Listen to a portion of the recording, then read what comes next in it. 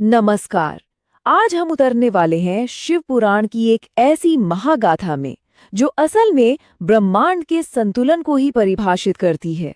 तो ये सिर्फ एक कहानी नहीं है, बल्कि ये प्रेम, अपमान, महाविनाश और फिर एक नए जन्म का एक जबरदस्त चक्र है। तो चलिए इस पूरी कथा को समझने की शुरुआत एक बहुत ही गहरे सवाल से करते हैं।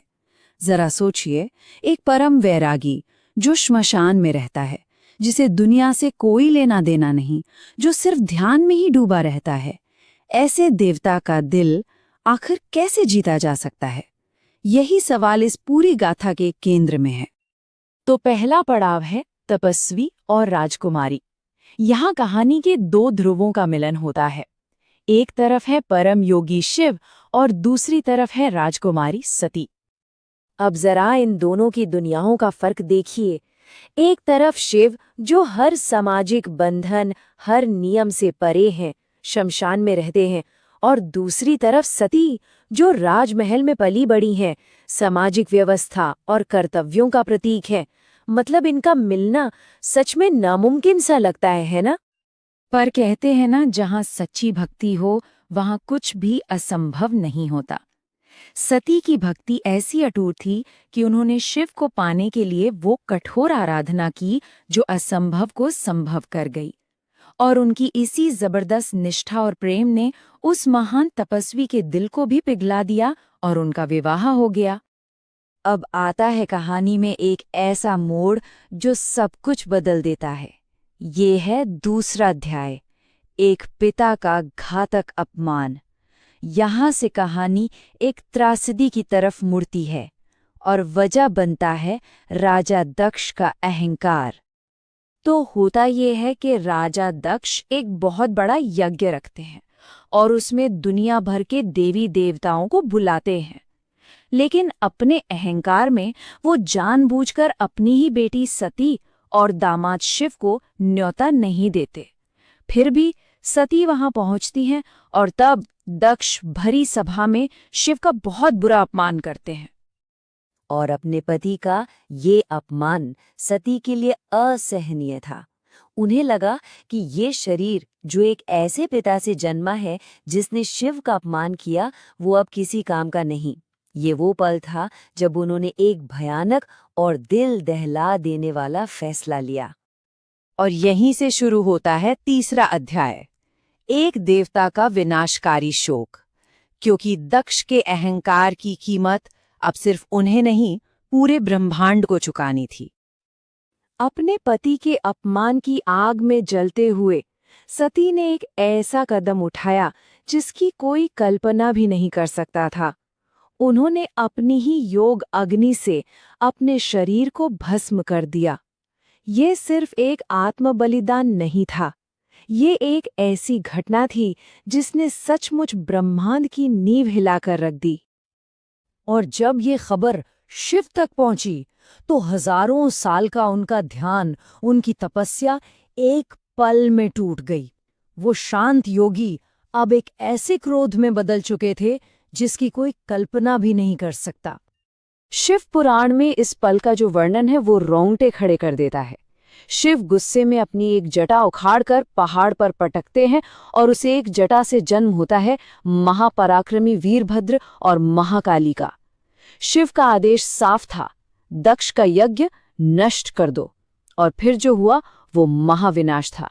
वीरभद्र और गणों की सेना ने यज्ञ को तहस नहस कर दिया और दक्ष का सिर धड़ से अलग कर दिया। ये शिव के शोक की विनाशकारी शक्ति थी। लेकिन कहानी यहाँ खत्म नहीं होती, क्योंकि जहाँ विनाश है वहीं सृजन भी है। और यहीं से शुरू होता है चौथा अध्याय, एक देवी का पुनर्जन्म। अब देखिए, इस कहानी को समझने के लिए शक्ति के कॉन्सेप्ट को समझना बहुत जरूरी है। शक्ति वो कॉस्मिक एनर्जी है, वो दिव्य स्त्री शक्ति जिसके बिना शिव, जो कि शुद्ध चेतना है, वो भी शव के समान है, मतलब अधूरे हैं, निष्क्रिय हैं। और सती के जाने के बाद ब्रह्मांड का पूरा बैलेंस ही बिगड़ गया था। तो ब्रह्मांड के इसी संतुलन को वापस लाने के लिए सती का फिर से जन्म होता है। इस बार पर्वतराज हिमवान की बेटी पार्वती के रूप में, और उनका भाग्य था एक बार फिर उस शोक में डूबे वैरागी शिव का दिल जीतना। और यहाँ कहानी एक बहुत ही दिलचस्प मोड़ लेती है। देखिए, इस बार पार्वती शिव को किसी राजकुमारी की तरह नहीं जीती, नहीं, वो उन्हें अपनी आत्मिक शक्ति से जीती हैं। उन्होंने इतनी कठोर तपस्या की, ऐसी तपस्या जो बड़े बड़े ऋषि मुनि भी नहीं कर पाए थे। युगों तक उन्होंने हर मौसम, हर पीड़ा को सहा, और उनके इसी अविश्वसनीय संकल्प ने शिव को ध्यान से बाहर आने पर मजबूर कर दिया। और अब आता है इस महागाथा का अंतिम और सबसे शानदार अध्याय, महान ब्रह्मांडीय विवाह। वो विवाह जिसने ब्रह्मांड में खोए हुए संतुलन को फिर से स्थापित किया। और शिव की बारात, जरा कल्पना कीजिए वो कैसी रही होगी।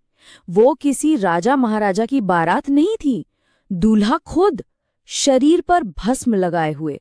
और बाराती कौन? भूत, प्रेत, पिशाच, गण, मतलब एक ऐसी बारात जिसे देखकर कोई भी डर जाए। और ऐसा ही हुआ जब पार्वती की माँ रानी मैना ने अपने होने वाले दामाद और उनकी इस अनोखी बारात को देखा, तो वो तो बेचारी डर के मारे बेहोशी हो गईं। सोचिए जरा उनकी हालत। और तब अपने नए परिवार की घबराहट को दूर करने के लिए शिव ने अपना वो रूप दिखाया जो परम सुंदर था, राजसी था। और ये पल ये साबित करता है कि शिव सिर्फ वैरागी या विनाशक नहीं है, वो अपने अंदर हर विपरीत चीज को समेटे हुए हैं। तो आखिर में शिव और पार्वती का ये विवाह सिर्फ दो लोगों का मिलन नहीं था, ये असल में चेतना और ऊर्जा का मिलन था, वैराग्य और गृहस्थ का मिलन था। ये वो पल था जब ब्रह्मांड को उसका खोया हुआ संतुलन वापस मिला। तो ये कहानी खत्म तो एक दिव्य मिलन पर होती है, पर जाते जाते हमें एक बहुत गहरे सवाल के साथ छोड़ जाती है कि क्या कभी-कभी किसी चीज को सही मायने में पाने के लिए उसे पहले खोना जरूरी होता है? शायद हर बड़े विनाश के बाद ही एक ज्यादा सुंदर सृजन की शुरुआत होती है।